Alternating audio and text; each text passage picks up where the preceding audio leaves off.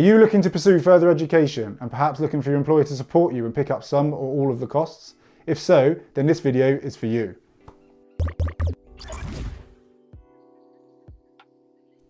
Hi guys, welcome back to the channel. It's Joe here from Learn, Earn, Enjoy. If you're new here, we make content to do with those three themes: learn, earn, enjoy, which is the philosophy that I try to live my life by. In today's video, I'm going to be talking about creating a business case to present to your employer as to why they should support you in undertaking some further education that's related to your job. I have been lucky enough that my employer has supported me and contributed towards each of the qualifications that I've done whilst in full-time employment. And in each instance, I had to create a business case, present it to senior management before it was ultimately approved and I was given the green light to enrol on the courses. As you would probably expect, a lot of thought, time and effort went into the creation of these business cases, and I learned a lot along the way. The objective of this video today is to share my personal experience and learning from doing these business cases, with the aim of perhaps helping you in the creation of your own business cases. The video will begin with a brief explanation of what a business case is. It will move on to what should be included in a business case, breaking it down section by section, before concluding with a bit about the context and how best to pitch it to your managers when seeking the funding and support for the qualification. As always, different sections and subsections will be time-stamped, so please do skip ahead if you want to. Okay, let's get into it.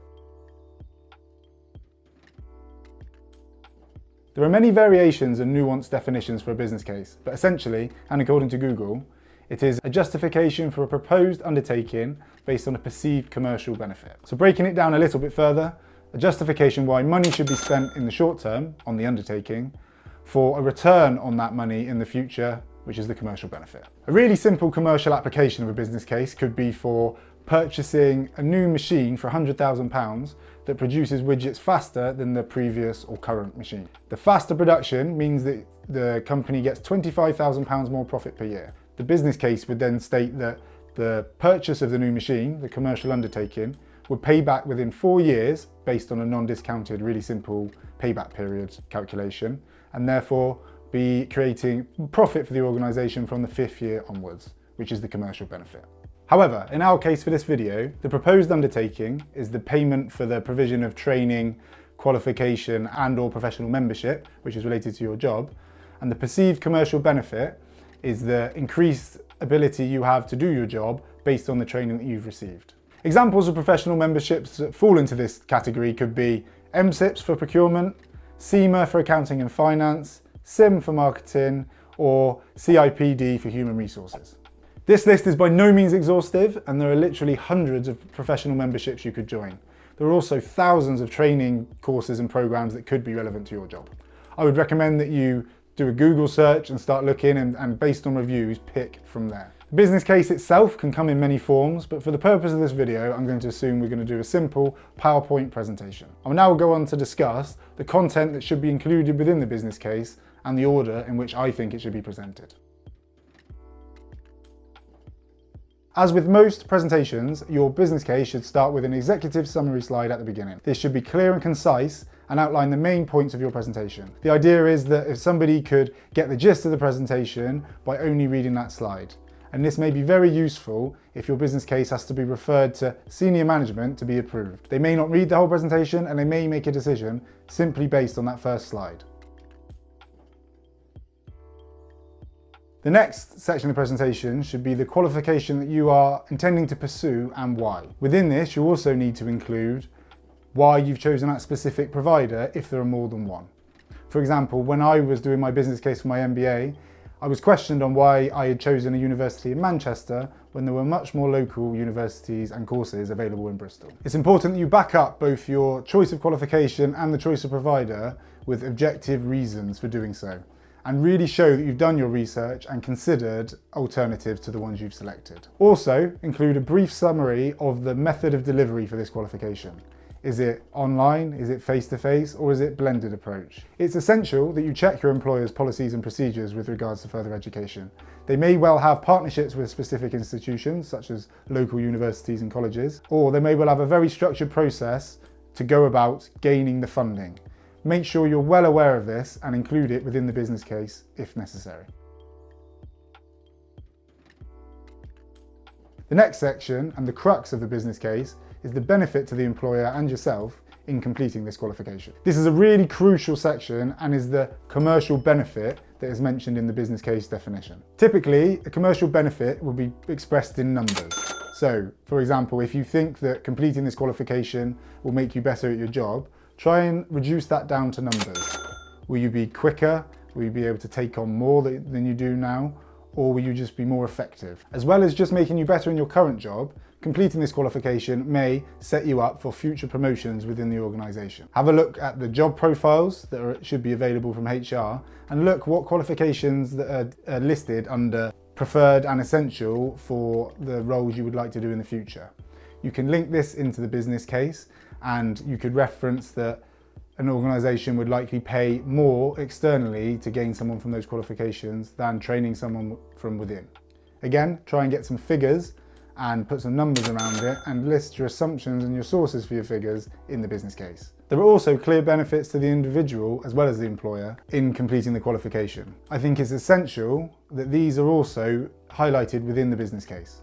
As a budget holding manager myself, I want to see that the individual has fully thought through the process of applying for and completing the qualification and are thoroughly motivated to do so. I would be extremely disappointed if funding was given and then the individual did not complete the course because they've changed their mind or found out it wasn't actually quite for them. Typical individual benefits from doing the qualification that I'd like to see highlighted in the business case could be increased autonomy and job satisfaction through the upskilling, the ability to network and meet other people in a similar industry and learn from them, increased self-worth and confidence, the ability to then act as a mentor to other junior colleagues that may wish to do it in the future. And finally, I'd like to see it mentioned that providing training increases employee loyalty and retention, because it absolutely does. The next section of the business case should be the investment required.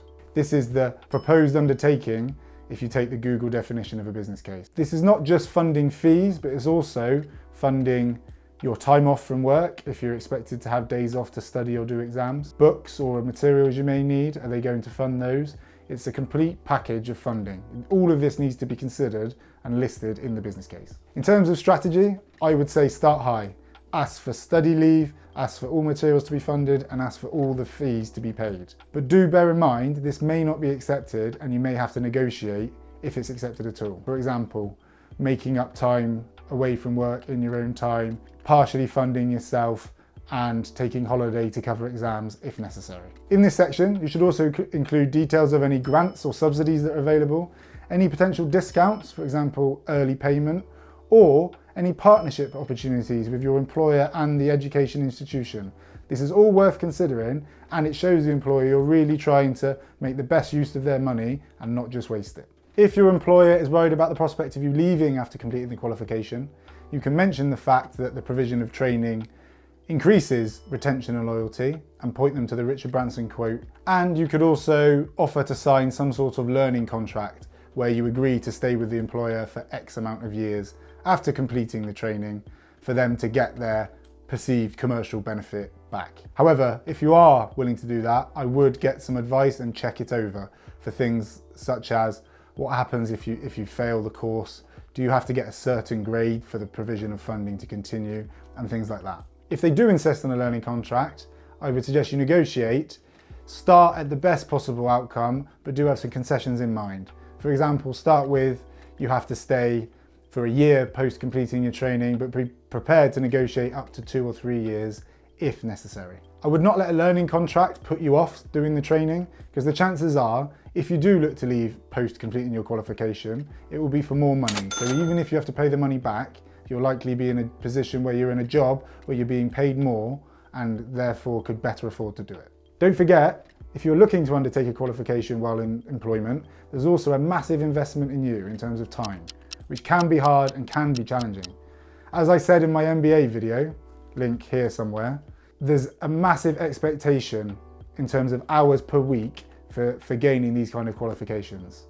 For my MBA, I was expected to do 15 hours per week.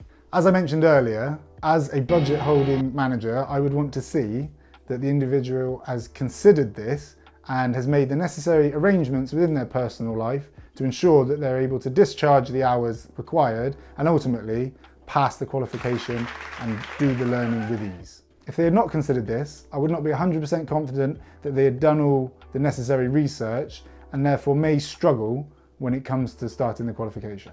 As a minimum, I'd like to see they've done some research into typically the number of hours per week it takes to complete. They've made arrangements to discharge these hours. For example, are they going to do it on set evenings per week or one day at the weekend, etc. And also they have some sort of contingency plan if something unexpected happens which prevents them from doing any of the hours for a number of weeks. How would they recover this? If they could show each of these three things, I'd be confident they had thought enough about it and therefore would likely finish the qualification.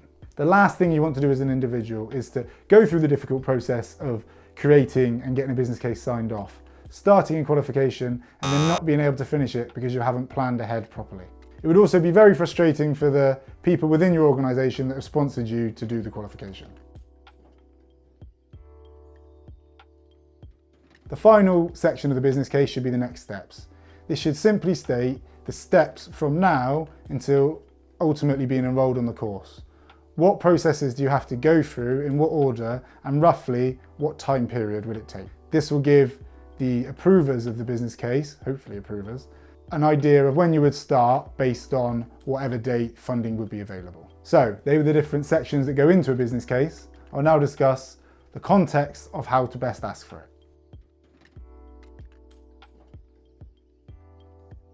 If you are thinking that you want to do a certain qualification at some point in the future, I'd recommend that you sow the seed with your manager as soon as possible. Document your qualification as a development gap within your appraisal. It's much better that a funding request for something like this is something that's been expected for some time and not a surprise out of the blue. Any funding given will likely need to go through several approval levels and will need to be budgeted. As a rule of thumb, I would say the funding would need to be approved by June at the absolute latest to go into the budget for the following year. So you'll likely have at least a 6-month wait after the funding's been approved. The approval could take much longer than that. Once you've completed your business case and are ready, speak to your manager face to face and explain that you've completed the business case to underpin the qualification that you have as a development gap and you'd like to diarise some time to take them through it formally. Put the meeting in the diary and present it to them face to face if possible. This way you can pick up on non-verbal reactions and generally how they feel a lot better than if it was over a video conference. However, if you have no option other than a video conference, that could work as well. If all goes well, they'll approve it or send it on for approval with their blessing. However, it's by no means a guarantee and please do prepare yourselves for possible rejection. If it is rejected, try and find out why so you can amend it for next time you put it through. Is it simply a timing issue? Is it that the qualification is deemed not to be relevant to your job or something else? Whatever it is, try and get the feedback so you can make the necessary adjustments to your business case for the next time you put it forward. Thanks for staying with me to the end of the video. If you've enjoyed the content, please do consider liking and subscribing. It's a very small channel and we're very new and it will really help us out. Are you looking to do a qualification alongside your employment to either get more efficient or progress in your career? If so, which are you looking to do? Let us know in the comments below. Thanks for watching and we'll see you on the next one.